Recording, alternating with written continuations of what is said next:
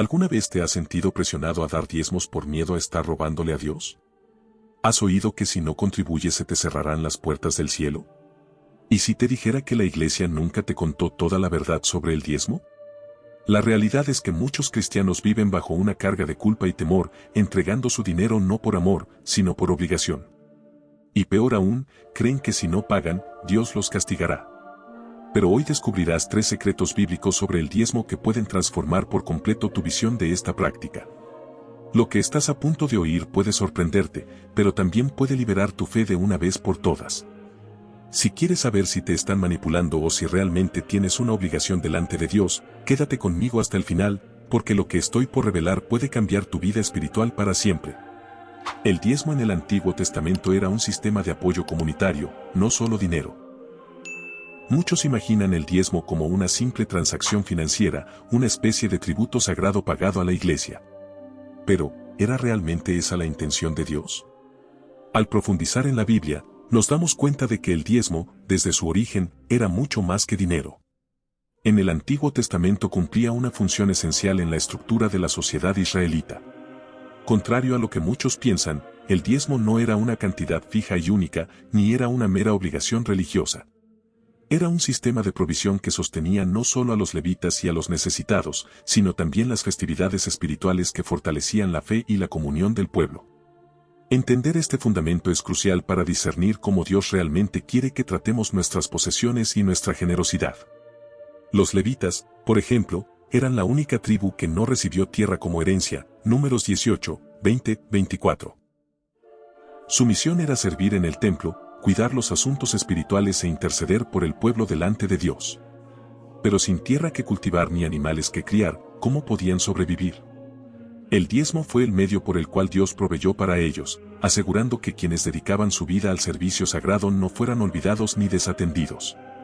Esto ya nos enseña un principio esencial: Dios nunca abandona a quienes se dedican a su obra. Pero, ¿debería replicarse hoy esta práctica exactamente de la misma manera? Otro aspecto fascinante es que había más de un tipo de diezmo. En Deuteronomio 14, 28, 29 encontramos el llamado diezmo trienal, que debía almacenarse para sostener a huérfanos, viudas y extranjeros. Esto revela un detalle poderoso del corazón de Dios: Él se preocupa por los más vulnerables. El diezmo no era solo un asunto de sustento a los líderes espirituales, sino también un sistema de justicia social, un medio por el cual los necesitados hallaban provisión y dignidad. Imagina una sociedad donde todos hacen su parte y nadie pasa hambre porque existe un compromiso colectivo con el bienestar de todos. Esa era la propuesta divina. Además de apoyar a los levitas y a los necesitados, había un tercer propósito para el diezmo: la celebración y la adoración.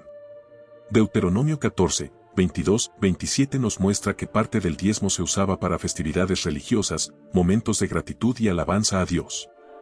El pueblo se reunía para comer y celebrar delante del Señor, reconociendo que toda provisión venía de Él. Esto desmonta la visión de que el diezmo era una obligación árida y pesada. En realidad, estaba profundamente conectado con la alegría, la comunión y la gratitud. Dios nunca intentó que sus leyes fueran una carga, sino un medio para enseñar a su pueblo a depender de Él con fe y contentamiento. Ahora piensa en el contraste con cómo a menudo se presenta hoy el diezmo en ciertos lugares: se ha convertido en un peso, una carga impuesta bajo amenazas de maldiciones. Pero la Biblia muestra que el propósito original del diezmo era mucho más profundo y significativo. No era un mero impuesto divino, sino una expresión de amor, justicia y provisión comunitaria. La pregunta que surge es: ¿estamos practicando el verdadero espíritu del diezmo, o solo seguimos un sistema que quizás se ha desviado de la intención original de Dios? Otra observación importante es que el diezmo, tal como se practicaba en el Antiguo Testamento, no se limitaba al dinero, incluía cosechas, ganado y otros bienes producidos por la tierra. En otras palabras, Dios pedía al pueblo apartar una porción de lo que él mismo había provisto. El principio aquí no era la cifra exacta, sino la fidelidad al reconocer que todo pertenece al Señor. Esto nos lleva a reflexionar: ¿el enfoque hoy está en el valor financiero o en la disposición del corazón? Muchos creen que el diezmo era obligatorio para todo el pueblo de Israel, pero un detalle interesante es que se aplicaba solo a quienes tenían producción agrícola o rebaños. Es decir, si alguien no tenía cosechas ni animales, no estaba obligado a dar el diezmo. Este punto revela un principio importante: Dios nunca demanda de alguien lo que no puede ofrecer. La fidelidad y la gratitud deben ser voluntarias, no una carga puesta sobre los hombros de quienes ya enfrentan dificultades. A la luz de todo esto, está claro que el diezmo en el Antiguo Testamento era un sistema de cuidado mutuo, no un instrumento de manipulación. Expresaba la justicia de Dios, asegurando que los servidores del templo fueran sostenidos, los necesitados atendidos y la comunión del pueblo fortalecida. Pero si el diezmo fue tan importante en aquel tiempo, ¿qué pasó en el Nuevo Testamento? ¿Mantuvo Jesús este modelo o trajo una nueva perspectiva sobre la generosidad y las ofrendas? Para entenderlo, necesitamos mirar las enseñanzas de Cristo y cómo reformuló el concepto de dar. Ahora pasamos al segundo punto, donde veremos cómo Jesús redefinió el significado del diezmo y nos enseñó a ver la generosidad de una manera aún más profunda y transformadora. Al fin y al cabo, para Cristo, la verdadera ofrenda va mucho más allá del valor monetario entregado. Exploremos esta poderosa lección y entendamos cómo aplicar este principio a nuestra vida de fe. Jesús cambió el enfoque del diezmo. Más importante que la cantidad es la intención del corazón. Muchos creen que la fidelidad a Dios se mide por la cantidad de dinero dada a la iglesia. ¿Pero fue eso lo que enseñó Jesús? En Mateo 23:23 encontramos un momento contundente donde Cristo confronta a los fariseos diciendo: «Ay de vosotros, escribas y fariseos, hipócritas. Porque diezmáis la menta, el eneldo y el comino, y dejáis lo más importante de la ley, la justicia, la misericordia y la fe». Este versículo nos muestra algo poderoso: Jesús no condena el diezmo en sí, sino la manera mecánica y vacía en que se practicaba. El problema no estaba en la ofrenda, sino en la ausencia de un corazón verdaderamente transformado. Los fariseos eran conocidos por su religiosidad impecable, eran meticulosos al separar incluso las hierbas más pequeñas de sus huertos para diezmarlas. Pero al mismo tiempo que seguían esta regla al pie de la letra, ignoraban principios mucho más profundos, como la compasión por los pobres, la justicia en las relaciones humanas y la fe genuina en Dios. Su error era una obsesión con el ritual por encima de la esencia de la fe. Lo que Jesús nos enseña aquí es que Dios no está interesado solo en números, sino en el corazón del que da. Toda ofrenda que no proviene de un corazón lleno de amor y gratitud pierde su valor espiritual. Esta misma lección se vuelve aún más clara en la historia de la viuda que ofreció su última moneda en el templo, Marcos 12, 41-44. Mientras los ricos depositaban grandes sumas en el arca de la ofrenda, Jesús llamó la atención de los discípulos hacia una mujer pobre que dio solo 2 pequeñas moneditas. A ojos humanos, su cantidad era insignificante, pero Jesús declaró que esa viuda había dado más que todos los demás. ¿Por qué? Porque no dio de lo que le sobraba, sino de su necesidad, con un corazón completamente rendido a Dios. Este pasaje derriba la mentalidad de que Dios se impresiona por los grandes valores, lo que importa es la motivación detrás de la ofrenda. Jesús revolucionó la manera en que debemos ver el acto de dar.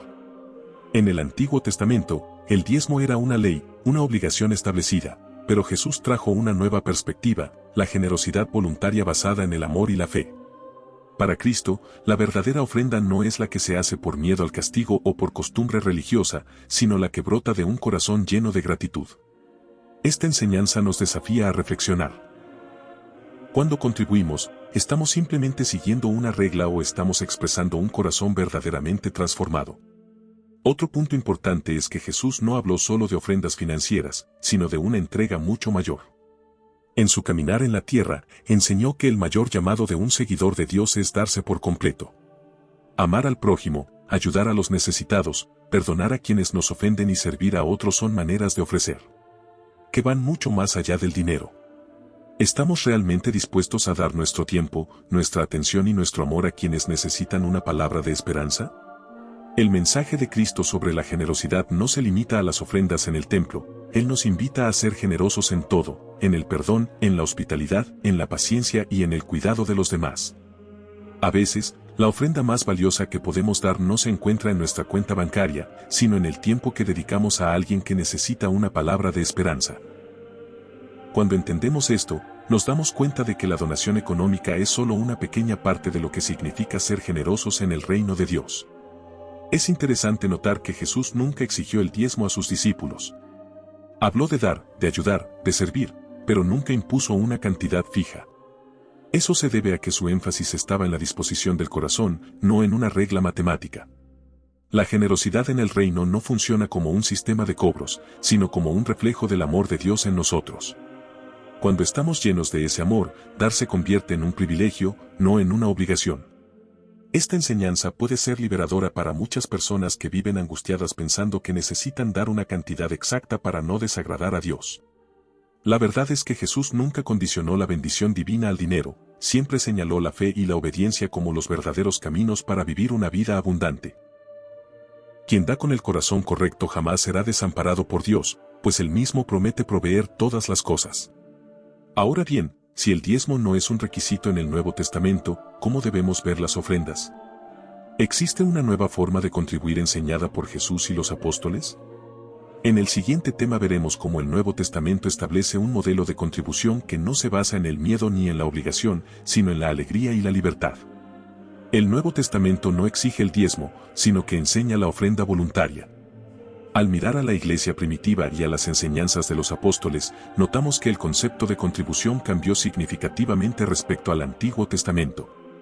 El modelo legalista del diezmo obligatorio dio lugar a un principio mucho más poderoso, la ofrenda voluntaria, motivada por el amor y la gratitud.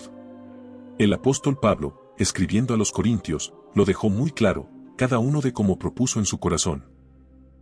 No con tristeza, ni por necesidad, porque Dios ama al dador alegre, 2 Corintios 9:7. Este pasaje resume perfectamente la nueva perspectiva cristiana sobre las ofrendas. No se trata de un porcentaje fijo, sino de una expresión de generosidad espontánea, libre de presión y manipulación.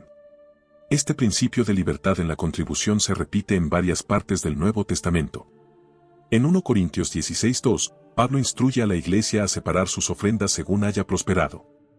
Esto significa que Dios no impone una cantidad exacta a nadie, quienes tienen más pueden dar más, quienes tienen menos, menos, y quienes no tienen nada no deben sentirse culpables por ello. La lógica es simple, la ofrenda no es una obligación fija, sino un acto de amor proporcional a las posibilidades de cada persona. ¿Y cómo funcionaba esta práctica en la iglesia primitiva? Hechos 2, 44-45 nos muestra un modelo radicalmente diferente de lo que a veces vemos hoy. Todos los que habían creído estaban juntos, y tenían en común todas las cosas, y vendían sus propiedades y sus bienes, y los repartían a todos según la necesidad de cada uno. Era un modelo basado en el amor fraternal, donde nadie tenía necesidad porque había un compromiso genuino de ayudarse mutuamente. No había presión, sino un sincero deseo de compartir. Lamentablemente, hoy muchos distorsionan el mensaje de la generosidad y lo convierten en una moneda de intercambio con Dios. Algunos sermones enseñan que dar grandes ofrendas es un camino hacia bendiciones materiales. Pero esa no es la motivación que enseña la Biblia. La generosidad no debe estar impulsada por la expectativa de recibir algo a cambio, sino por la conciencia de que todo lo que tenemos ya proviene de las manos de Dios. Otro punto importante es que la ofrenda en el Nuevo Testamento no se usaba solo para sostener la institución, sino también para ayudar a los necesitados. Pablo, por ejemplo, organizó colectas para socorrer a cristianos en dificultades, Romanos 15, 25-27. Esto refuerza que el objetivo de la contribución cristiana no es enriquecer a líderes religiosos, sino bendecir vidas. Al ofrendar, siempre debemos preguntarnos, ¿esta ofrenda cumple el propósito de Dios o solo sostiene un sistema humano? La libertad al ofrendar también nos enseña sobre la importancia de un corazón sincero. En Hechos 5 encontramos la historia de Ananías y Zafira, un matrimonio que vendió una propiedad y fingió donar todo el importe a la iglesia cuando, en realidad, se reservó una parte. El problema no fue que se quedaran con algo del dinero, sino la mentira y el intento de aparentar una generosidad mayor de la que tenían. Esto nos muestra que Dios no se impresiona por las cifras, sino por la integridad del corazón del que da. Es interesante notar que en ningún momento del Nuevo Testamento los apóstoles impusieron el diezmo como mandamiento a los cristianos. Si fuera algo esencial para la salvación o la vida cristiana, ciertamente lo habrían reforzado en sus cartas. En cambio, el énfasis fue siempre la ofrenda voluntaria, sin coerción ni temor a maldiciones. A la luz de esto, la verdadera pregunta no es cuánto debo dar, sino en qué condición está mi corazón cuando doy. Si la ofrenda se hace con amor y alegría, será aceptada por Dios, sin importar la cantidad. Pero si se da por presión, miedo o interés propio, pierde su significado espiritual. La generosidad en el reino de Dios no se mide en números, sino en la disposición sincera de compartir. Por lo tanto, podemos concluir que el modelo del Nuevo Testamento no gira en torno a un impuesto fijo llamado diezmo, sino a un espíritu de generosidad que debe impregnar toda la vida cristiana. El asunto no es simplemente entregar dinero, sino vivir una vida de entrega en todas las áreas: tiempo, amor, compasión y servicio a los demás. Cuando entendemos esto, damos no por obligación, sino porque reconocemos que ya hemos recibido todo de Dios. Así, el camino de aprendizaje sobre el diezmo y las ofrendas nos conduce a una comprensión más profunda de la gracia divina. No estamos llamados a dar por compulsión, sino por amor. Y esa es la verdadera esencia de la generosidad cristiana. Ahora que sabes la verdad sobre el diezmo, dime, ¿alguna vez te sentiste presionado a dar por miedo a desagradar a Dios, o siempre has contribuido con alegría y libertad? Quiero conocer tu opinión, compártela en los comentarios. Si este contenido te abrió los ojos, no te vayas sin suscribirte al canal y activar las notificaciones, porque aquí recibes enseñanzas que realmente transforman tu vida espiritual. Y ahora, no te detengas, haz clic en el siguiente video que aparece en pantalla y descubre otra gran verdad bíblica que la iglesia no te enseñó. Dios te bendiga y nos vemos en el próximo video.